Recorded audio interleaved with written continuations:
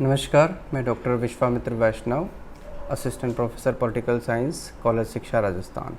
प्रिय छात्रों, तुलनात्मक राजनीति के प्रथम एपिसोड में हमने ये चर्चा की कि तुलनात्मक राजनीति हमारे विषय में कैसे सम्मिलित होता है।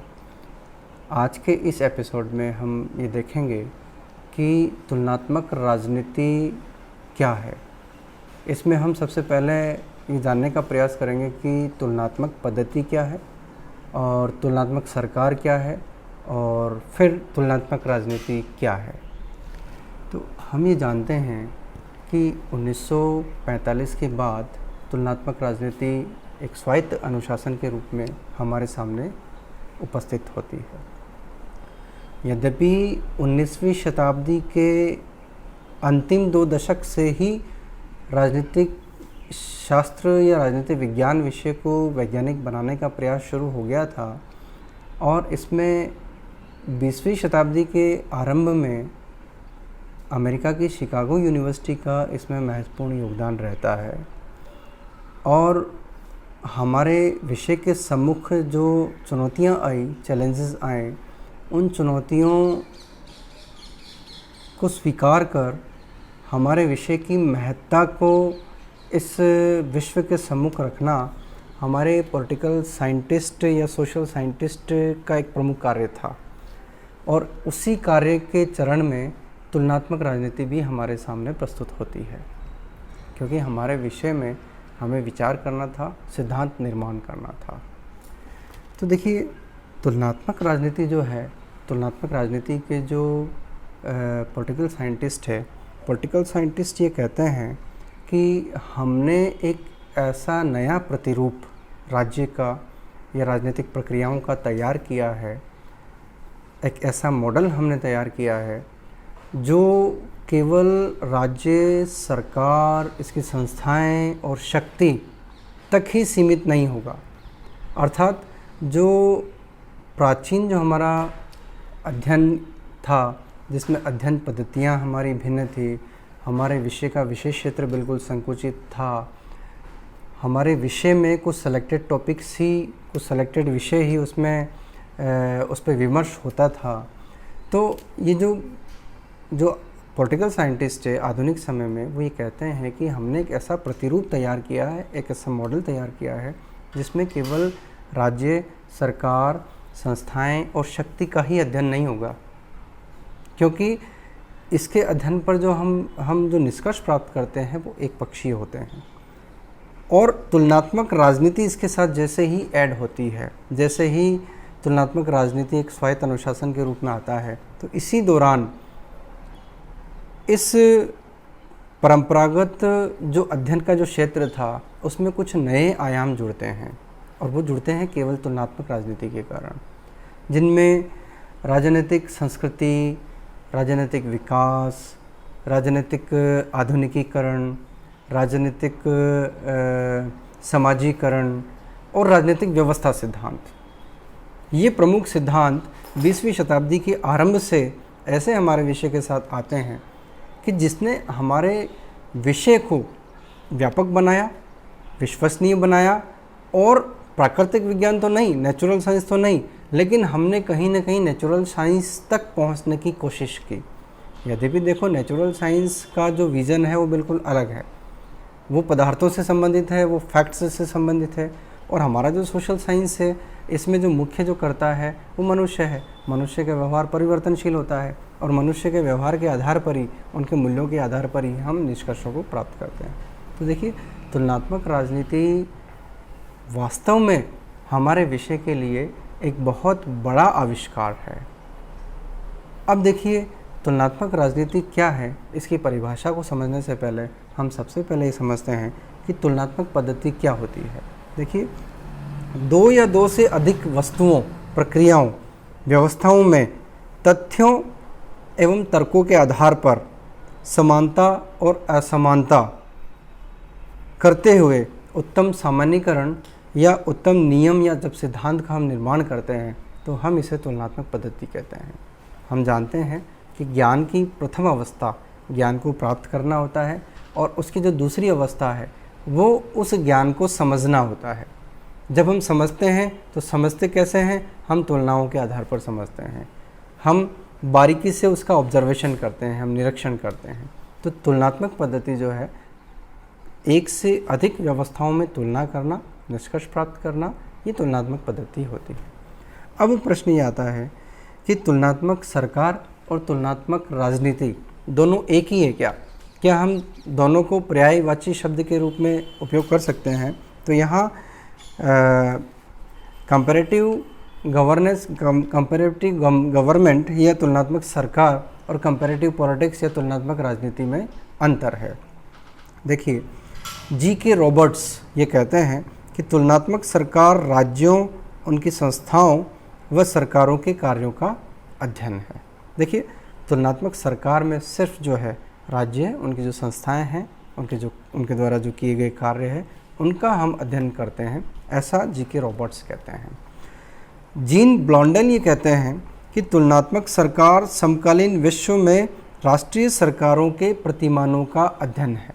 ब्लॉन्डेल ये कहते हैं कि जो भी वर्तमान में जो विश्व में जो पॉलिटिकल सिस्टम्स हैं, जो सरकारें हैं, उन सरकारों के कार्यों का, यानी उनके द्वारा किए गए सिर्फ कार्यों का अध्ययन, ये जीन ब्लॉन्डेल कहते हैं।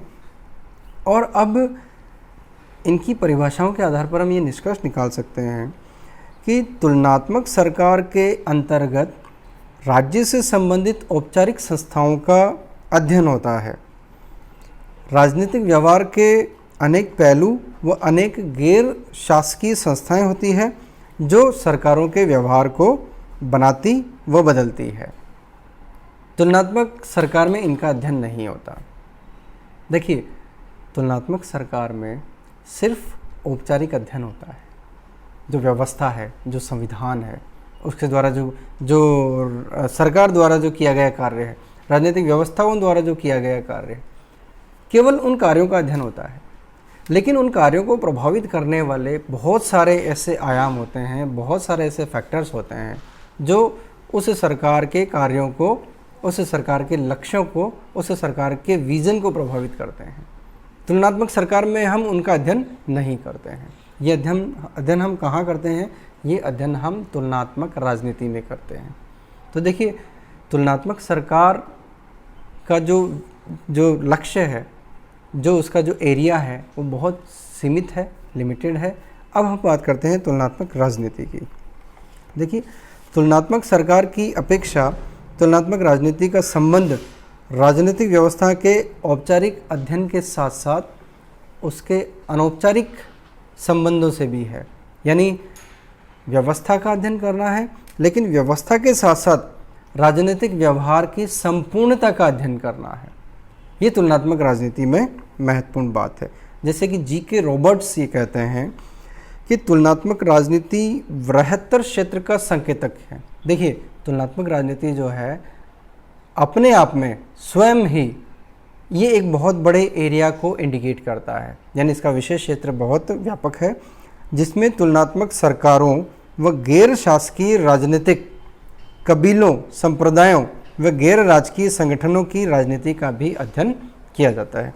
देखिए, केवल व्यवस्था का अध्ययन नहीं होता है, उस व्यवस्था के साथ साथ अनेक उसके समकक्ष या उनके अधीनस्थ ऐसी व्यवस्थाएं भी समाज में, राज्य में कार्य करती है। जैसे कबीले हो गए, विभिन्न संप्रदाय हो गए, विभिन्न NGOs हो गए, उन सब का अध्ययन भी तुलनात्मक सरकार में किया जाता है।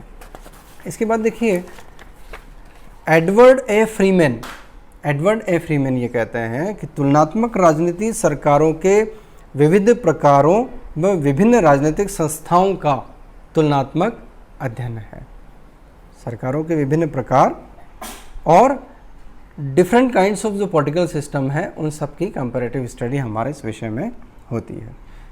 तो देखिए, तुलनात्मक सरकार, जैसा कि हमने पहले ही हमारे इस विषय पर जब चर्चा करते हुए हमने इस चीज़ को हमने एक्सप्लेन किया कि औपचारिक और अनौपचारिक, यानी सेकेंड वर्ल्ड वार के बाद हमारे यहाँ number of political systems increase होते हैं, उनको हम कंपेयर करते हैं हमारे इस विषय में। और उसके साथ साथ जो केवल औपचारिक अध्ययन था, जो केवल संविधान तक सीमित था, जो केवल सरकार और इसके तीनों अंगों तक सीमित था, वो अध्ययन हमारा बढ़ गया। उसके साथ साथ जो अनौपचारिक जो संस्थाएं थी, जिसमें हमने जिक्र किया था, जनमत है, राजनीतिक विचारधाराएं हैं, पॉलिटिकल ग्रुप्स है, और जो अन्य नॉन गवर्नमेंटल जो ऑर्गेनाइजेशंस हैं, उन सबको हमने इंक्लूड किया था। क्योंकि सरकार केवल कानून बनाने तक ही सीमित नहीं है। सरकार के कानून निर्माण की प्रक्रिया में, उनके कानूनों को क्रियान्वयन या एप्लीकेशन की प्रक्रिया में जो विविध जो पहलू जो उसके सारे एनवायरनमेंट में होते हैं, उस सारे पर्यावरणीय जो पक्ष जो उसको सरकार को प्रत्यक्ष या अप्रत्यक्ष रूप से प्रभावित करता है, उन सब का हम कंपैरेटिव पॉलिटिक्स में या तुलनात्मक राजनीति में अध्ययन करते हैं। इस प्रकार तुलनात्मक राजनीति विभिन्न शासन व्यवस्थाओं, संस्थाओं, राजनीतिक प्रक्रियाओं व राजनीतिक व्यवहार का तुलनात्मक ढंग से अध्ययन और विश्लेषण है, जिसमें परिकल्पनाएं होती है, शोध की प्रविधियां या हाइपोथेसिस होती है, और जिसमें परीक्षण होता है, जिसमें आनुभविक तथ्यों पर आधारित एक सामान्यीकरण होता है। और इस तुलनात्मक राजनीति के अध्ययन का जो लक्ष्य है, वो राजनीति के बारे में ऐसे सामान्यीकरण प्रस्तुत करना है, ऐसे मॉडल्स, ऐसे प्रतिरूप प्रस्तुत करना है, जो मॉडल हम किसी भी व्यवस्था में यदि अप्लाई करते हैं तो वो मॉडल सफल हो। क्योंकि यहाँ ये जो मॉडल जो तैयार होता है कंपैरेटिव पॉलिटिक्स के माध्यम से, ये मॉडल केवल संरचनात्मक, केवल स्ट्रक्चरल स्टडी नहीं करता है, ये फंक्शनल स्टडी भी करता है। यानी उस पर्टिकुलर देश का मानव व्यवहार क्या है, वो कैसे प्रभावित होता है, वहाँ का पॉलिटिकल कल्चर क्या है, वहाँ का इकोनॉमिकल बैकग्राउंड क्या है, वहाँ के सामाजिक मूल्य क्या है, वहाँ का एक हिस्टोरिकल एस्पेक्ट क्या है। यानी देखिए, कंपैरेटिव पॉलिटिक्स जब हमारे सामने अस्तित्व में आती है तो हमें इन सारी चीज़ों का हमें अध्ययन करने का मौका मिलता है। और जब इन सारे विषयों का, इन सारे तथ्यों का जब हम अध्ययन करते हैं, कंपैरेटिव अध्ययन करते हैं, तो निश्चित रूप से हमारे जो अध्ययन के जो फाइंडिंग्स आएंगे, जो रिसर्च फाइंडिंग्स आएंगे, जो कंक्लूजन्स आएंगे, जो कंक्लूडिंग कंक्लूडिंग जो हमारे पास जो स्टेटमेंट्स आएंगे, वो बिल्कुल विश्वसनीय होंगे, वो रिलायबल होंगे, और वो एक लंबे समय के लिए उनके बेसिस पर हम भविष्यवाणियाँ भी कर सकते हैं। तो देखिए, कंपैरेटिव पॉलिटिक्स जो हमारे विषय को हम व्यापक बनाने का जो प्रयास कर रहे थे, जो विज्ञान के समकक्ष लाने का प्रयास कर रहे थे, जो इसको एक ऐसा विषय कि जिसमें कार्य कारण संभव हो, जिसमें कुछ सेलेक्टेड कारण हो, सेलेक्टेड उसके कुछ परिणाम हो, जैसे नेचुरल साइंस है, उस तरह का हमने प्रयास किया था। और इस प्रयास में हम काफ़ी हद तक सफल भी हुए। तुलनात्मक राजनीति के संदर्भ में ये महत्वपूर्ण बात है, और ये हमारे सामने 20वीं शताब्दी का एक महत्वपूर्ण आविष्कार है। धन्यवाद।